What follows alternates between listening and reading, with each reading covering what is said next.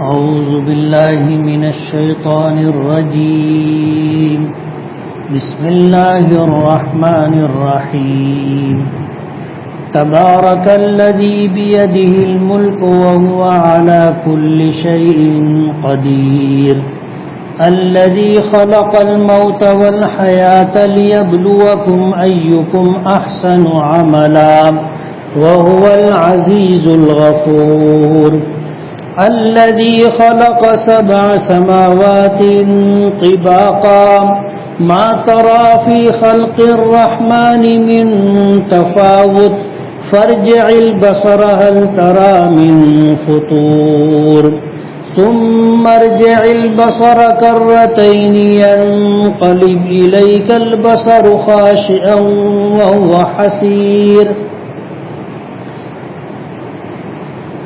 وَلَقَدْ زَيَّنَّا السَّمَاءَ الدُّنْيَا بِمَصَابِيحَ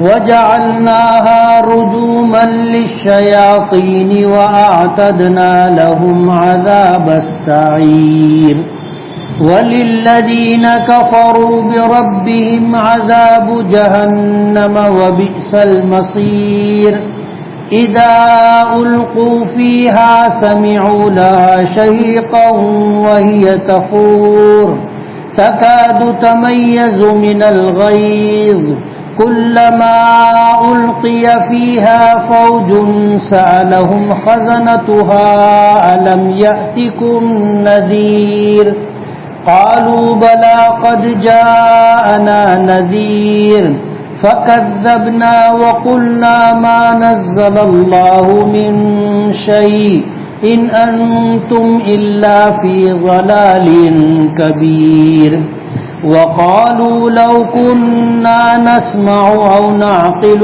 مَا كُنَّا فِي أَصْحَابِ السَّعِيرِ فَاعْتَرَفُوا بِذَنبِهِمْ فَسُحْقًا لِأَصْحَابِ السَّعِيرِ إِنَّ الَّذِينَ يَخْشَوْنَ رَبَّهُم بِالْغَيْبِ لَهُم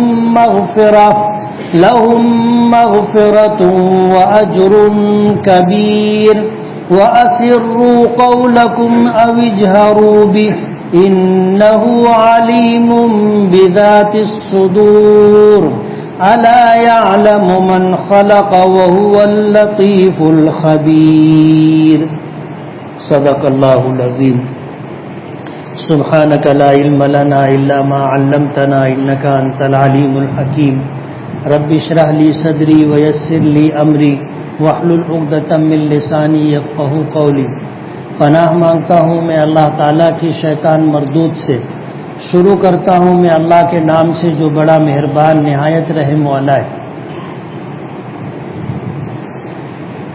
بڑی بابرکت ہے وہ ذات جس کے قبضے قدرت میں بادشاہت ہے اور وہ ہر چیز پر قادر ہے جس نے موت اور زندگی کو پیدا کیا تاکہ وہ تمہیں آزمائے کہ تم میں سے کون اچھا کام کرتا ہے اور وہ غالب ہے اور بڑا بخشنے والا ہے جس نے 7 آسمانوں کو اوپر تلے بنایا نہیں دیکھے گا تو اللہ رحمان کی پیدائش میں کوئی فرق تو دوبارہ دیکھ لے کیا تو آسمانوں کے اندر کوئی شگاف پاتا ہے پھر تو اپنی نگاہ دوہرا کر 2 بار دیکھ لے تیری نگاہ تیری طرف ناکام واپس آ جائے گی تھکی ہوئی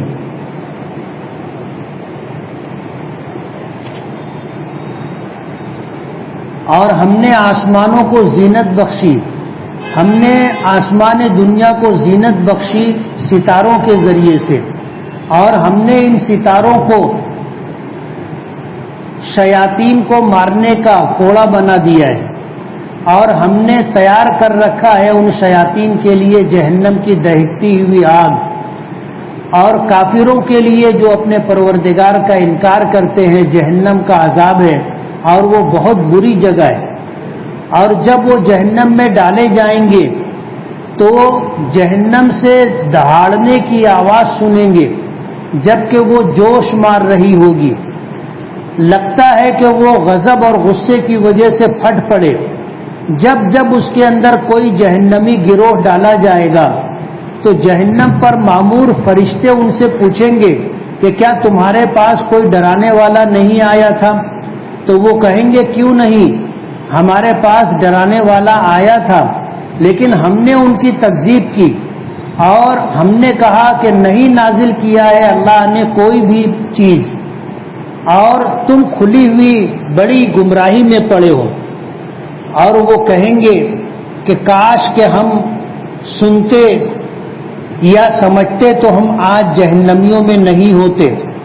پس وہ اپنے گناہوں کا اعتراف کر لیں گے اور اب ان کے لیے ہلاکت ہے اور دوری ہے جہنمیوں کے لیے۔ بے شک جو لوگ اپنے پروردگار سے ڈرتے ہیں غائبانہ طور پر، ان کے لیے مغفرت ہے اور بڑا اجر ہے۔ اور تم چھپاؤ اپنی باتوں کو یا ظاہر کرو، بے شک اللہ دلوں کے بھیدوں کو بھی جانتا ہے۔ کیا وہ ذات جس نے پیدا کیا وہ نہ جانے، اور وہ بہت باریک بین اور بہت باخبر ہے۔ یہ سورہ ملک ہے، 28واں پارہ مکمل ہو گیا، 29ویں پارے کا آغاز ہو رہا ہے۔ سورہ ملک مکی ہے نزول کے اعتبار سے، اس میں 30 آیتیں اور 2 رکوع ہیں۔ سورہ ملک کی فضیلت میں احادیث میں بہت ساری روایات آتی ہیں۔ ایک حدیث میں آتا ہے کہ یہ سورت اپنے پڑھنے والے کی سفارش کرے گی اور اسے جہنم تک لے جائے گی۔ ایک روایت میں آتا ہے کہ اس سورت کی تلاوت کرنے والا جو شخص ہوگا، یہ سورت اس کی طرف سے اللہ کی بارگاہ میں لڑے گی یہاں تک کہ اسے جنت میں لے کر کے جائے گی۔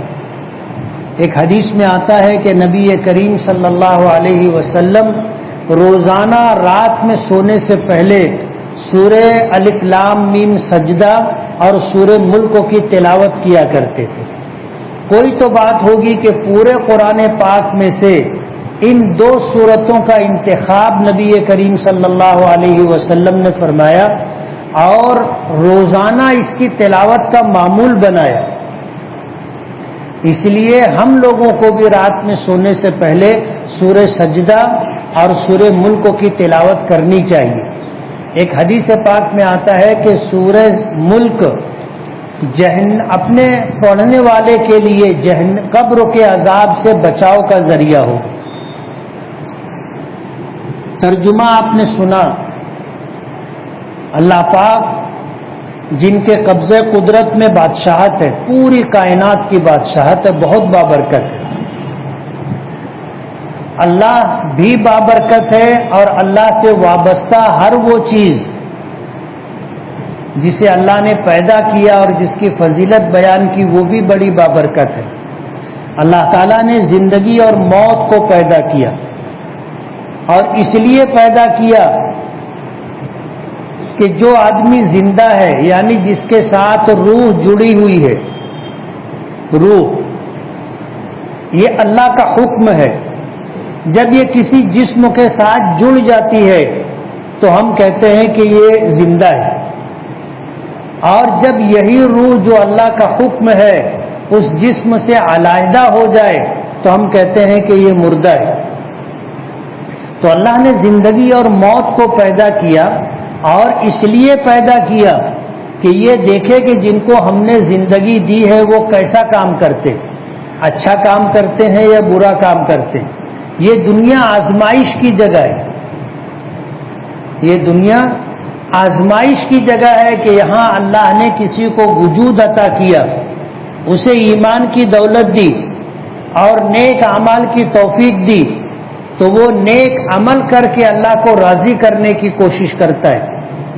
اور اگر وہ ایمان سے محروم رہا یا ایمان تو رہا اس کے پاس لیکن اس نے نیک اعمال کی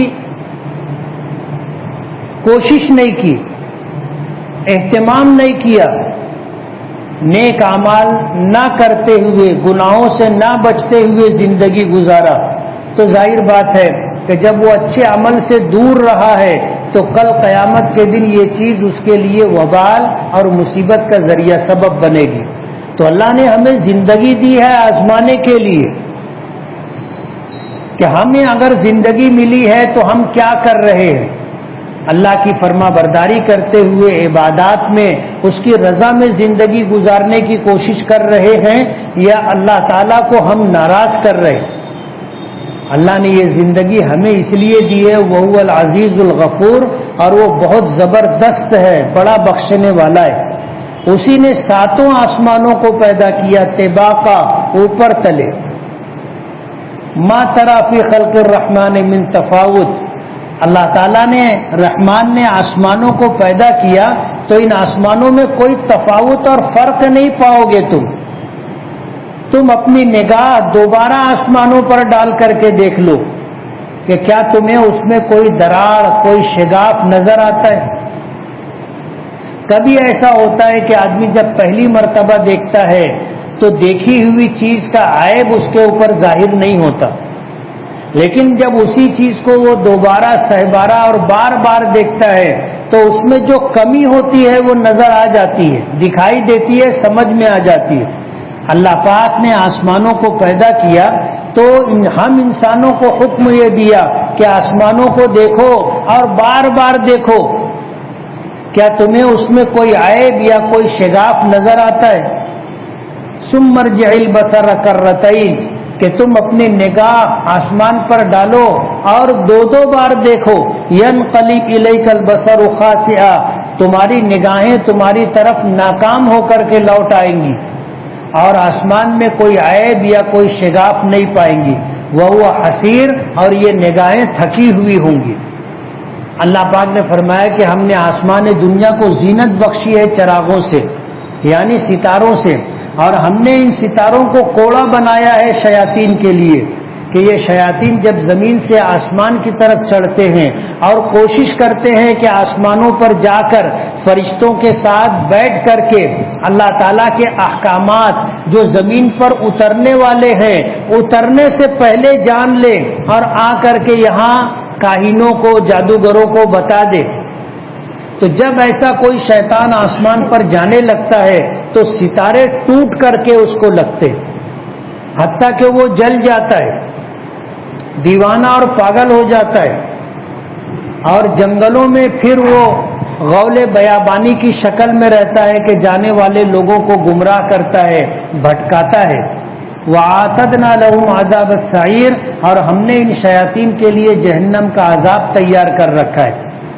اور کافروں کے لیے جو اپنے پروردگار کے وجود سے انکار کرتے ہیں جہنم کا عذاب ہے، اور وہ بہت بری جگہ ہے، بہت برا ٹھکانہ ہے۔ جب یہ جہنم میں ڈالے جائیں گے تو جہنم دہاڑ رہی ہوگی، شہیقہ، سمعوا لها شہیقہ، شہیقہ کہتے ہیں گدھے کی آواز کو، جب گدھا آواز دیتا ہے، ڈھینچو ڈھینچو کرتا ہے تو یہ آواز اچھی نہیں ہوتی، ایسی ہی آواز جہنم دے گی، دہاڑ رہی ہوگی، چلا رہی ہوگی اور جوش و غضب میں ابل رہی ہوگی۔ تو جب جہنمی جہنم میں ڈالے جائیں گے تو عذاب تو ہوگا ہی جلنے کا، لیکن انتہائی بھیانک اور ڈراؤنی آواز بھی وہ سنیں گے۔ وہی صفور، اور جہنم مارے غیظ و غضب کے ابل رہی ہوگی، جوش مار رہی ہوگی۔ تکاد تمیز من الغیظ، غیظ و غضب کی وجہ سے ایسا لگے گا کہ پھٹ پڑے گی۔ جب جب جہنم کے اندر جہنمی ڈالے جائیں گے تو جہنم پر جو فرشتے مامور ہیں وہ پوچھیں گے جہنم میں آنے والوں سے کہ تم دنیا میں تھے تو تمہارے پاس کوئی ڈرانے والا نہیں آیا تھا؟ الم یاتکم نذیر، کیا تمہارے پاس کوئی ڈرانے والا نہیں آیا تھا؟ اللہ کے نبی اور علماء، دعوت و تبلیغ کے ذمہ داران، سماج کے نیک افراد، کیا تمہیں اللہ کی نافرمانی پر اللہ کے عذاب سے اور جہنم سے ڈراتے نہیں تھے؟ قالوا بلا، تو وہ کہیں گے کہ ہاں، کیوں نہیں، ہم کو تو ڈرانے والے آئے، قد جاءنا نذیر، کہ ہمارے پاس تو ڈرانے والے آئے، فکذبنا، یہ ہماری بدنصیبی تھی، یہ ہماری بدنصیبی تھی، فکذبنا، کہ ہم نے ایسے لوگوں کو جھٹلایا، ہم نے ان کی بات نہیں مانی، بلکہ اس کے آگے بڑھ کر کے ہم نے یہ کہا کہ جو کچھ تم کہتے ہو یہ تمہاری اپنی بات ہے، اللہ نے آسمان سے ایسی کوئی بات تھوڑی اتاری۔ فکذبنا، ہم نے جھٹلایا، وقلنا، اور ہم نے یہ کہا ما نزل اللہ من شیء، اللہ نے اس طرح کی کوئی بات آسمان سے نہیں اتاری، ان انتم الا فی ضلال کبیر، تم تو کھلی ہوئی بڑی گمراہی میں پڑے ہو، یعنی گمراہی میں ہم تھے، لیکن ہمیں ڈرانے والوں کو ہم کہتے تھے کہ تم گمراہ ہو، تم بے راہ ہو۔ پھر وہ جہنمی کہیں گے لو کننا نسمع، کاش ہم ان کی بات سنتے، او نعقل، یا ہم اللہ کی دی ہوئی عقل کو استعمال کر کے ہم سمجھتے، ما کننا فی اصحاب السعیر، تو ہم آج جہنمیوں میں نہیں ہوتے، جنت میں جانے والوں میں ہوتے۔ فاعترفوا بذنبہم، وہ اپنے گناہوں کا اعتراف کر لیں گے کہ ہم نے دنیا میں حق کو جھٹلایا اور حق کی بات پہنچانے والوں کو جھٹلایا، ہمارے سامنے ہر طرح کی ہدایت کی راہیں تھیں، سمجھانے بجھانے والے لوگ تھے، حق کی بات کرنے والے لوگ تھے، لیکن ہم نے ان کی بات سنی نہیں، اپنے گناہوں کا وہ جہنم میں اعتراف کریں گے، اور یہ جہنمیوں کے لیے تباہی و بربادی کی بات ہوگی۔ آگے فرماتے ہیں کہ جو لوگ اپنے پروردگار سے بن دیکھے ڈرتے، ہم نے اللہ کو دیکھا نہیں لیکن اللہ کی نافرمانی کرتے ہوئے ڈرتے، یا ہم تنہائی میں بھی ہوتے ہیں، لوگوں سے غائب ہوتے ہیں، کوئی ہمیں دیکھنے والا نہیں ہوتا تو بھی ہم اللہ سے ڈرتے، ایسے لوگ جو غائبانہ اللہ سے ڈرتے ہیں، لہم مغفرۃ و اجر کبیر، ان کے لیے مغفرت ہے، بخشش ہے اور بڑا اجر اور نیکی۔ اللہ پاک فرماتے ہیں کہ وہ لوگ اپنی باتوں کو چھپائیں یا ظاہر کریں، مشرکین مکہ اور قیامت تک آنے والے نبی کریم صلی اللہ علیہ وسلم کے دشمن، آپ کی نبوت اور رسالت کا انکار کرنے والے لوگ، چاہے وہ نبی کے خلاف چپکے چھپ کر کے کوئی بات کہیں، وہ اوجہروا بہ، یا علل اعلان کوئی بات کہیں، انہ علیم بذات الصدور، اللہ تعالیٰ سب کچھ جانتا ہے، دلوں کے بھید کو بھی اللہ جانتا ہے، کسی کے دل میں اگر نبی کے خلاف کوئی معمولی سی بات بھی آئی تو اللہ اس سے واقف ہے۔ اور بڑی عجیب بات اللہ فرماتے ہیں، الا یعلم من خلق، کہ جو انسانوں کو پیدا کرے اور انسانوں کے دلوں میں جذبات اور خیالات پیدا کرے، کیا وہ ان باتوں کو نہیں جانے گا؟ یقیناً جانے گا، وہ اللطیف الخبیر، اور وہ بہت باریک بین اور پوری طرح باخبر ہے۔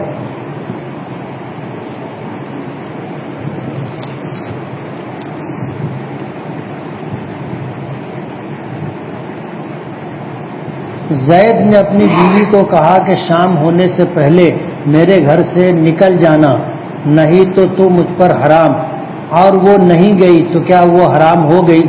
اس کی بیوی کے اوپر ایک طلاق بائن واقع ہو جائے گی۔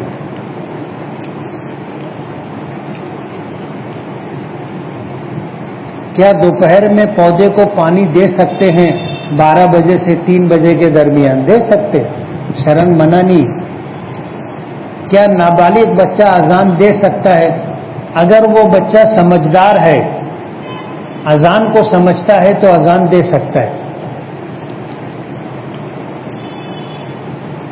قوالی سننا کیسا ہے؟ یہ سب وقت کی بربادی ہے، اور قوالی گانے والے عام طور پر بددین لوگ ہوتے ہیں، بددین لوگ ہوتے ہیں، نہ نماز پڑھتے ہیں، نہ روزہ رکھتے ہیں، نہ زکوٰۃ دیتے ہیں، گمراہی میں ان کی زندگی گزرتی ہے۔ اور قوالی کیسی ہوتی ہے آپ کو پتہ ہے، اس لیے نہیں سننا چاہیے۔ کیرم کھیلنا اسلام میں حرام ہے یا حلال؟ ہر وہ کھیل جس سے ہماری آخرت نہ بنتی ہو، یہ وقت کی بربادی ہے۔ وقت کی بربادی ہے، اس سے بچنا چاہیے. اور ہر وہ کھیل جس کی وجہ سے ہماری نمازیں چھوٹ جاتی ہیں، اللہ اس کے رسول کے احکامات ٹوٹتے ہیں، تو ایسے کھیل حرام ہیں. جھوٹ اور زنا کے گناہ سے بچنے کے لیے کوئی عمل بتائیے. یہ اپنے اختیار کی بات ہے. آدمی کی زبان سے جھوٹ نکلتا ہے تو ہر مرتبہ کہنے سے پہلے سوچے کہ میں صحیح بول رہا ہوں یا جھوٹ بول رہا ہوں، اور اسے احساس ہو جائے گا، پتہ چل جائے گا کہ میں سچ بول رہا ہوں یا جھوٹ. اور اگر جھوٹی بات ہے تو چپ ہو جائے، نہ بولے.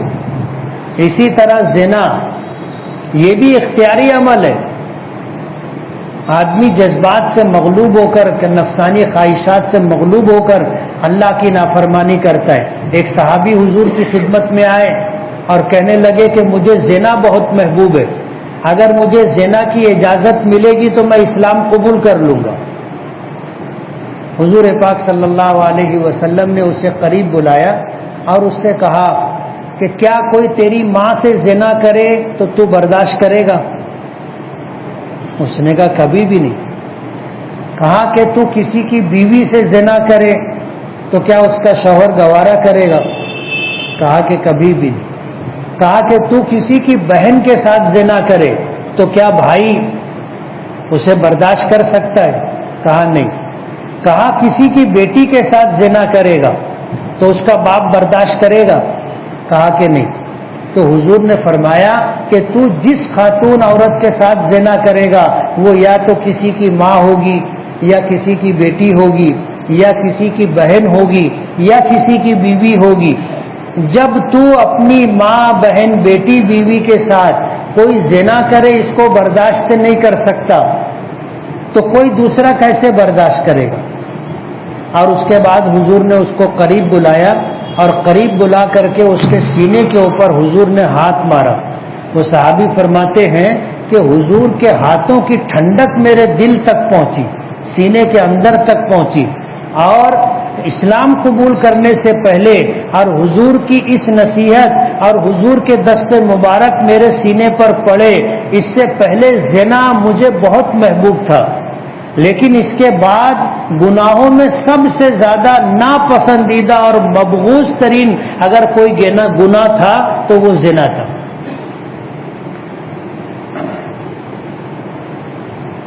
میرا دوست ہے وہ چاروں اماموں کو نہیں مانتا، وہ صرف اہل حدیث کو مانتا ہے، تو کیا کروں؟ کیا کرو گے تم؟ یہ تو اس کے اپنے اختیار کی بات ہے. جو اہل حدیث ہوتے ہیں وہ غیر مقلد ہوتے، یعنی چاروں اماموں میں سے کسی کی تقلید نہیں کرتے. اور جو آدمی اتنا علم رکھتا ہو کہ وہ اپنے تمام تر مسائل دنیا اور آخرت کے خود قرآن پاک سے اور حدیث پاک سے حل کر لے تو اس کو کسی امام کی تقلید نہیں کرنی چاہیے. لیکن اگر اس کے پاس اتنا علم نہیں ہے کہ وہ اپنا مسئلہ خود قرآن پاک سے یا حدیث پاک سے حل کر لے تو اسے کسی جاننے والے کی تقلید کرنا چاہیے. اب مصیبت یہ ہے کہ آج کے جو غیر مقلدین ہیں ان کو خود تو اتنا علم نہیں ہوتا کہ وہ بذات خود قرآن و حدیث سے اپنے مسئلے کو حل کر لے، اور کسی جاننے والے کی بات بھی نہیں مانتے. کسی جاننے والے کی بات بھی نہیں مانتے. سب ظاہر بات ہے کہ نہ خود جانتا ہے اور نہ کسی سے پوچھتا سمجھتا ہے، تو اس کا کیا حال ہوگا آپ اندازہ کر سکتے ہو. مفتی صاحب اگلے ہفتہ درس ہوگا یا نہیں ہوگا انشاءاللہ. آپ نے گزشتہ ہفتے درس میں کہا تھا کہ حضور کی 9 بیویاں ہیں، 9 ہے یا 11 دونوں طرح کی روایت ملتی ہے. مفتی صاحب میں BA کرنا چاہتا ہوں لیکن میرے گھر پر نہیں بول رہے ہیں، میں حفظ بھی کر رہا ہوں، گھر پر بولے ہیں کہ حفظ کے بعد BA کرنا، آپ کی کیا رائے ہے؟ اگر حفظ شروع کر دیا ہے تو حفظ مکمل کر لے جلدی سے جلدی اور پھر BA کر لے. ایک شخص سے 3 لاکھ روپیہ لینا ہے اور دوسرے شخص کو 1.5 لاکھ دینا ہے تو کیا اس صورت میں قربانی ہو سکتی ہے؟ ہو سکتی ہے. 1.5 لاکھ روپیہ جو آپ کا 3 لاکھ میں سے بچے گا تو وہ آپ کو صاحب نصاب بناتا ہے. اس لیے قربانی آپ کے اوپر ایک حصے کی واجب ہے. بندے کا نکاح ہوا، نکاح ہونے کے بعد معلوم ہوا کہ جس شخص کے ساتھ اس کا ہندا کا نکاح ہوا، جس شخص کے ساتھ اس کا نکاح ہوا ہے اس میں مردوں والی کوئی بات ہے ہی نہیں. اس بنیاد پر اس نے کبھی ہندا کو ہاتھ بھی نہیں لگایا اور اس کا طلاق ہو گیا، تو کیا اب ہندا کو عدت میں بیٹھنا ہے یا نہیں؟ عدت میں بیٹھنا پڑے گا. نکاح کے بعد اگر کسی مرد کے ساتھ، چاہے وہ نامرد ہی کیوں نہ ہو، تنہائی ہو گئی تو عدت گزارنی پڑے گی. مفتی صاحب، میں نے خواب دیکھا تھا کہ میں حرم کے باہر کھڑا کسی کا انتظار کر رہا ہوں. اگر وہاں پہنچے ہیں، حج یا عمرہ کر رہے ہیں، تو زندگی کا کوئی بڑا مقصد انشاءاللہ پورا ہوگا.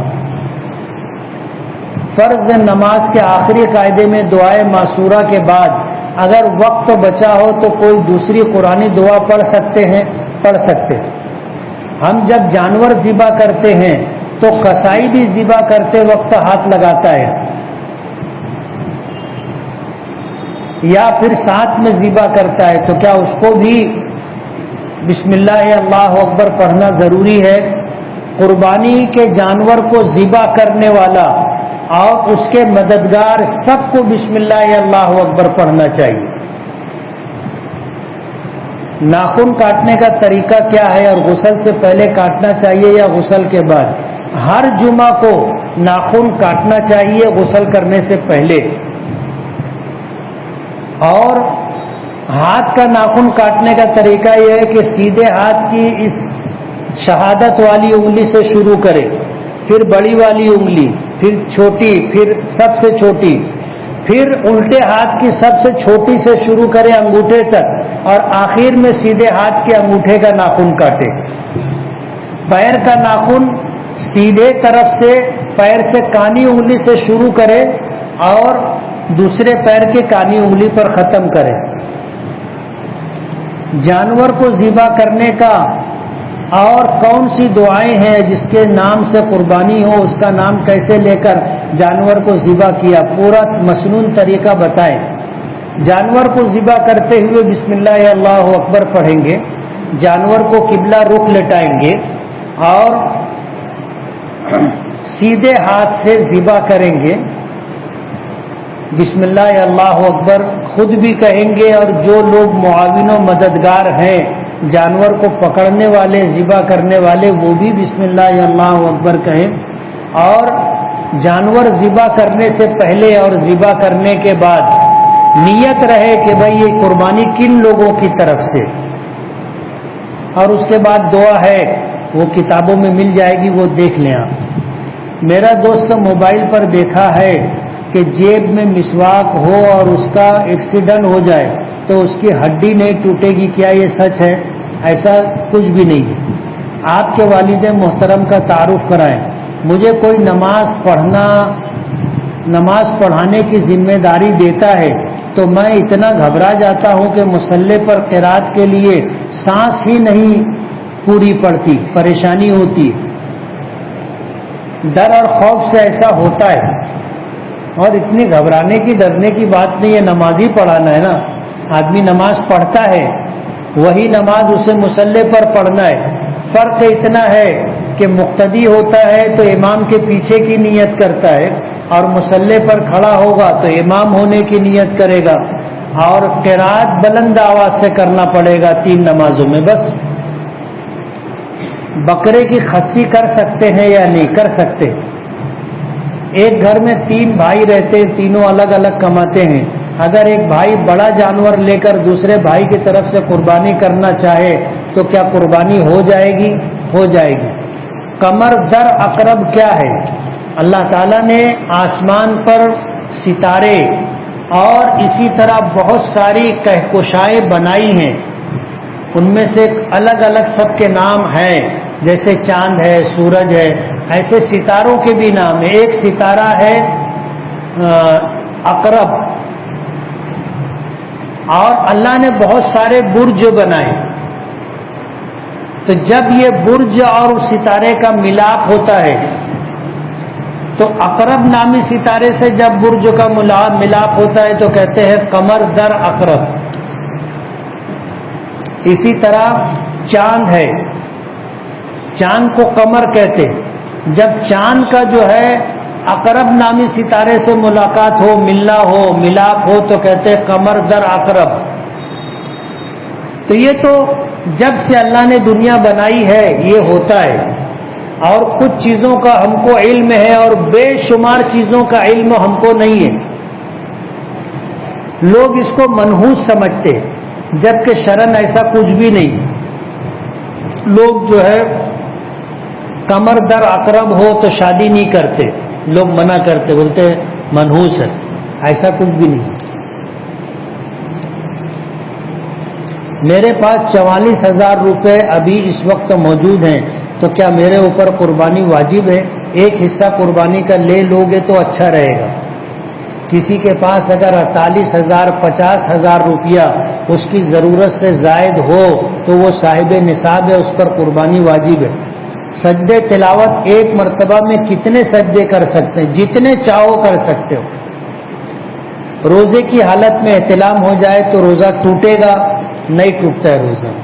ہم کہیں شادی میں جاتے ہیں، وہاں کبھی کبھی صرف اپنے دوست کی دعوت ہوتی ہے، وہ صرف ساتھ کی وجہ سے کسی کو لے کر کے جاتا ہے، تو کیا جس کی دعوت نہیں اس کا جانا اور بغیر دعوتی کھانا کھانا حلال ہے یا حرام؟ بغیر دعوت کے کسی کے یہاں جا کر کھانا کھانا حرام ہے. اور آپ اگر کسی کو لے کر کے گئے اور آپ کو اجازت نہیں تھی، جیسے بسا اوقات اجازت ہوتی ہے کہ امام صاحب مولانا صاحب اپنے ساتھ 2-4 کو لے آنا، تو لے جا سکتے. جو لوگ جائیں گے ان کے لیے کھانا حلال ہوگا. لیکن اگر ایسا کچھ نہیں ہے، صرف اپنی دعوت ہے اور اپنے چاہتے ہیں کہ کسی کو ساتھ میں لے جائیں تاکہ ساتھ ہو جائے، تو اگر ایسے لے جا رہے ہیں تو وہاں جانے کے بعد جو دعوت دینے والا شخص ہے اس کو بتائیں کہ اس شخص کو میں لے کر کے آیا ہوں ساتھ میں، تم اگر کھانے کی اجازت دو گے تو یہ کھائے گا، نہیں تو واپس چلا جائے گا. اب اگر وہ اجازت دے دے تو کھا سکتے ہیں، نہیں اجازت دے تو پھر واپس ہونا پڑے گا. قربانی کا گوشت غیر مسلم ٹیچر یا دوست کو دے سکتے ہیں؟ دے سکتے ہیں. کیا دوسرا نکاح کرنے کے لیے پہلی بیوی کی اجازت ضروری ہے؟ اجازت ضروری نہیں. صرف عرفے کا روزہ رکھ سکتے ہیں. اور اس کی کیا فضیلت ہے؟ رکھ سکتے ہیں صرف عرفے کا روزہ. فضیلت یہ ہے کہ اگر کوئی شخص اخلاص کے ساتھ عرفے کا روزہ رکھتا ہے تو اس کے 1 سال پچھلے اور 1 سال اگلے گناہ صغیرہ معاف ہو جائیں گے.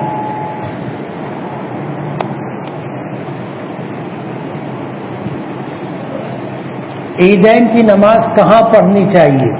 عیدین کی نماز عیدگاہ پر پڑھنا سنت مؤکدہ ہے. حضور پاک صلی اللہ علیہ وسلم نے عیدین کی نماز ہمیشہ عیدگاہ پر پڑھی. حالانکہ مسجد نبوی میں ایک نماز کا ثواب 50,000 نمازوں کے برابر، اور ایک روایت میں 1,000 نمازوں کے برابر. لیکن حضور پاک صلی اللہ علیہ وسلم عید اور بقرعید کی نماز مسجد نبوی میں نہیں پڑھتے تھے، عیدگاہ میں جا کر کے پڑھا کرتے تھے.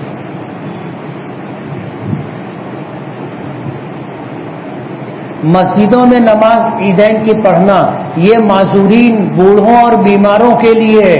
تندرست لوگوں کے لیے اس کی اجازت نہیں ہے.